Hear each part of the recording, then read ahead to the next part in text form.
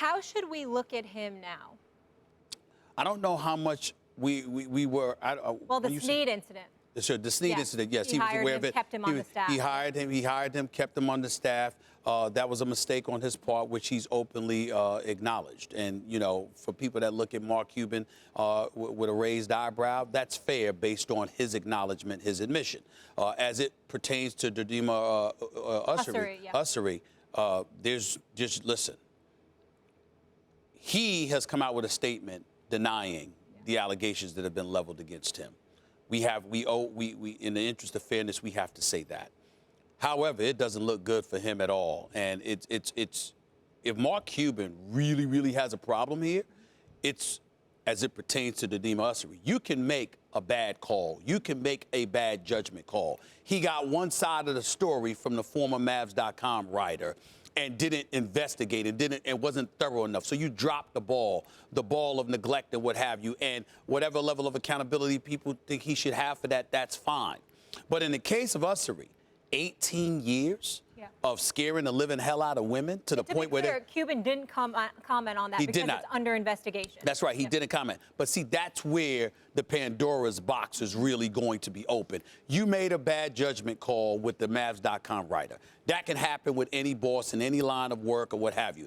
But that's one incident. What you can't escape is when a person is a serial harasser, per se, where it spans 18 years. And if it's found that you were aware of this, that you were made aware of this, and you repeatedly ignored it, and remember, there was an investigation that went into Ussery back in the late 1990s. And so this is something that Mark Cuban had to be aware of. I want to give the man the benefit of the doubt because I know how much the Mavs organization means to Mark Cuban.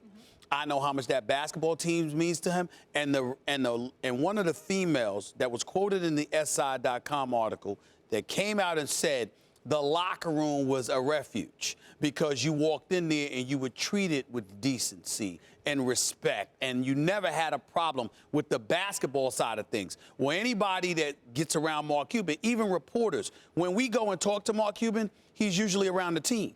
He's usually running on the Stairmaster, or he's somewhere around the players and the team. Yeah. You know, not that he doesn't know business, not that he isn't around anybody else, but that's where you usually see him. So again, I read that he's very hands-on. That he's a very hands-on owner, and that he's actually a control freak. Well, you've heard that. Yeah. But again, I've also heard that it's really about basketball, and that's what he prioritizes. I'm not trying to give a pass by any stretch of the imagination. What I am simply saying is that I need to hear more before I engage in condemnation towards Mark Cuban, who I know cares about the organization, cares about his players, and usually doesn't mind delegating responsibility. He's particular about who he picks. But once he picks you, he allocates that responsibility to you and lets you do your job. I don't know, but if he knew about this and he didn't do anything, then you know what? The dominoes will fall, and rightfully so. Here is, I think, Molly, you put your finger on it. Here is, at the very least, the perception issue that Mark Cuban has, and it's a serious problem at this moment. His brand, as it were, is hands-on. Yes. Now, Stephen A., you're saying you heard he wasn't aware, but it's tough to now reconcile this kind of idea and image he's put forth as a hands-on guy who is, intimately involved with the organization, and suddenly he has no idea that a pattern was going on with a top executive for 18 years? Is that possible?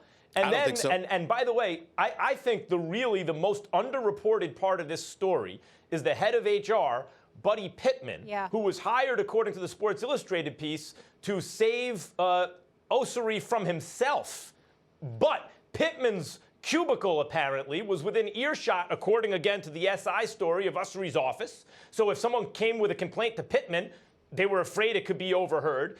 Furthermore, one woman was quoted as saying, I leaned in so much in terms of complaints, I almost fell over. Nothing was done, and what seemed like forever. Pittman apparently was very vocal about where he stood in terms of his religious and political leanings as it relates to issues such as, again, according to the SI item, this is the head of HR. This seems to me to be the real problem. If you had a competent head of HR, then this maybe gets dealt with. But the head of HR is letting everyone know where he stands on issues like like, wait a minute, abortion, immigration, how he bristled at the idea of the acceptance of Jason Collins as an openly gay player in the league. So people, male and female employees alike, according to the article, didn't feel comfortable going to HR with complaints. And I think that's supposed to be a fail-safe, and it exacerbated the problem, it seems. One thing I just want to add, Stephen A. Well, this shows that he has a poor judge of character because he picked these people. Right. And there's multiple employees that he hired, like Snead, like Pittman.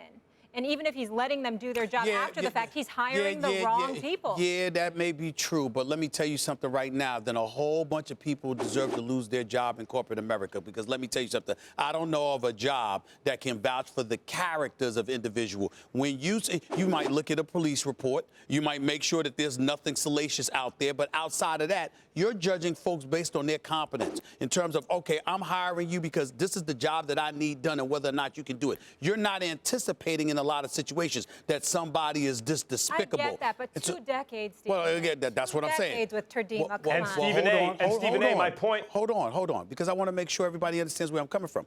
I'm not trying to give anybody a pass here. If Mark Cuban knew something, he has to be held accountable. What I'm saying to you is this. The Mark Cuban that I know, he's the kind of person that the slightest thing, he wouldn't hesitate to get rid of you. See, that's where I'm struggling with all of this. The mere notion that you could jeopardize what I've built here in Dallas, you got to go.